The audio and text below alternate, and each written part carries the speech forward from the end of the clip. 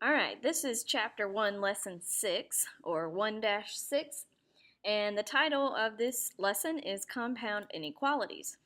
A compound inequality is when you have two inequalities joined together by the word and or. And in some cases, the and, you won't see the word, you'll just see two inequalities kind of smushed together or all together. There's two inequalities here. In that case, or in both cases, you have to solve each individual inequality to figure out the answer. So let's start with this example. This is an and inequality, and you'll notice that the way it's written, anytime you see one written like this is an and, but in order to be an or, you have to have the word or written in there. So let's start here. There are two inequalities to solve. The first one is this section here that says -4 is less than g plus 8. That is one problem that you have to solve. And then the other problem that you have to solve is g plus 8 is less than 6.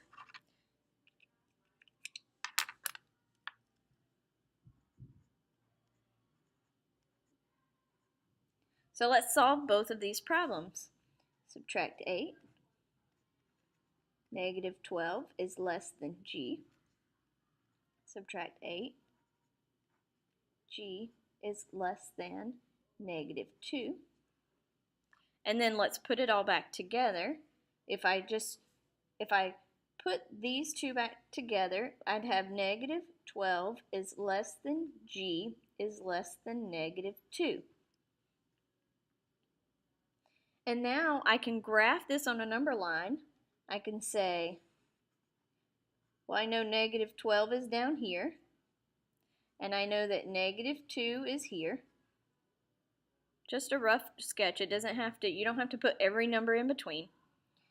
There are no equals underneath the less than or the inequality signs, so I'll have an open dot. And if we were to read from the G, let's just cover this part up for a minute and look at this section.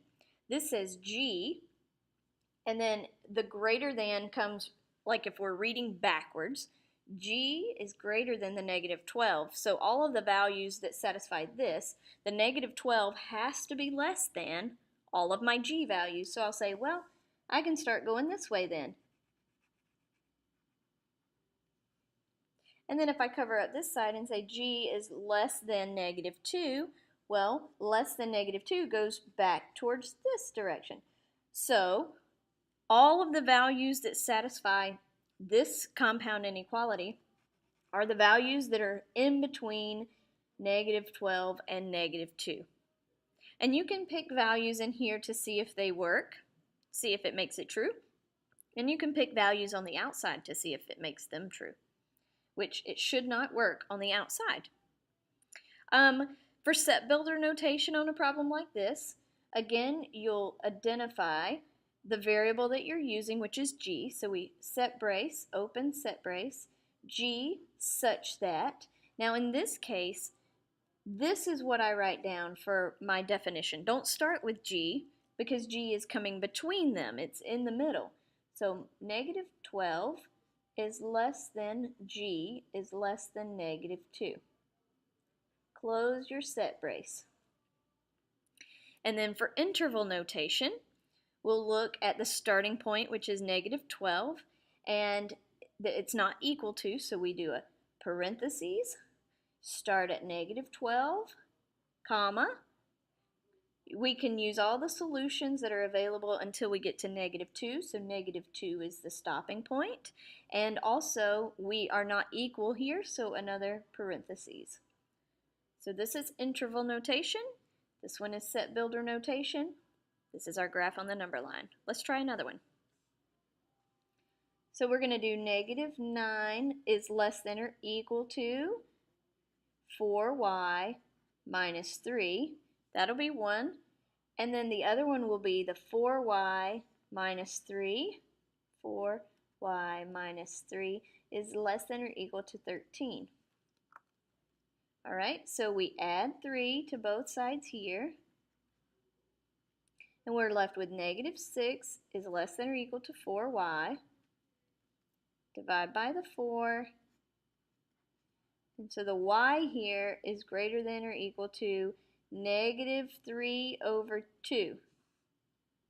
That's on that side.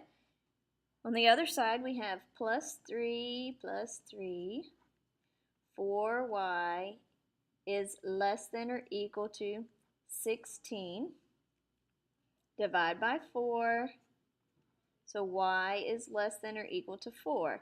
And again, we can push these back together, and our solution says negative 3 over 2 is less than or equal to y is less than or equal to 4. So all the values between negative 3 halves and 4 will work. The number line would go from negative 3 halves all the way to positive 4. Since we have an equal to, we'll put a closed dot, and we shade between. Now, a helpful piece of information. Anytime you have an and inequality, you will shade between the two values.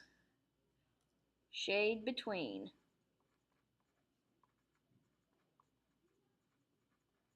We're going to talk about OR next, but I want to finish this and do set builder and interval notation with it. So set builder, draw a brace. We are talking about the variable y such that, and then write the solution.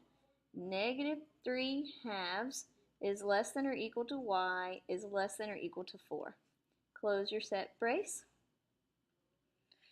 That's set builder notation. Interval notation, well, our solutions start at negative 3 halves, and we can be equal to, because it's a closed dot here, and we have an equal to.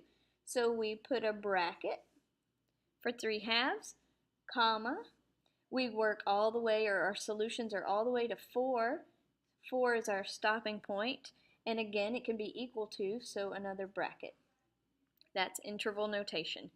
You could be asked for any of these notations. All right, an OR inequality, you will see the word OR.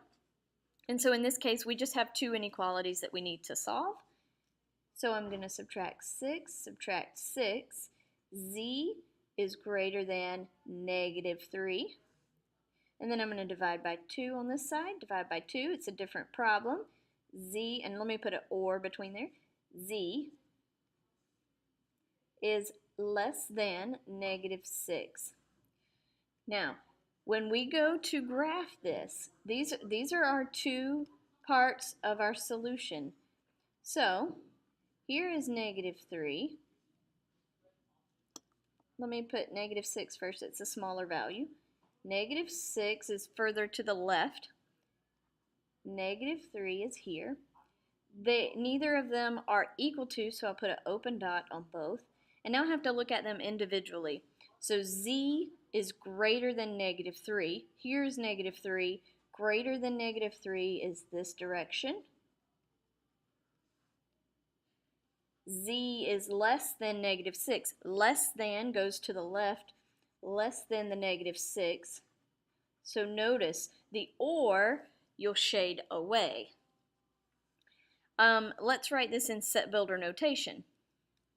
Set builder notation, you put the set brace, z, such that z is greater than negative 3. I'm going to start with the lower value. I like to write mine in order. Z is less than negative 6. Union, that means the OR, union, z is greater than negative 3. If you don't feel comfortable using union, you can just write the word OR and I will accept it. Interval notation.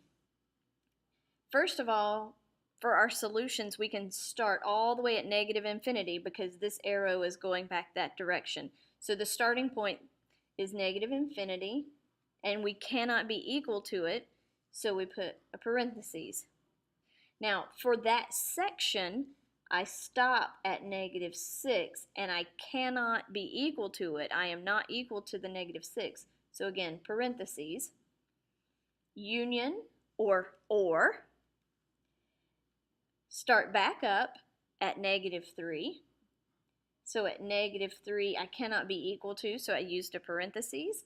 But now I can go all the way to infinity following this arrow and close parentheses. That is interval notation, and we will remember or. If you see the word or and you have your two values, you shade away. Or shades away.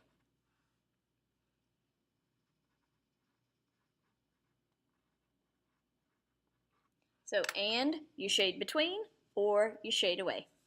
Okay.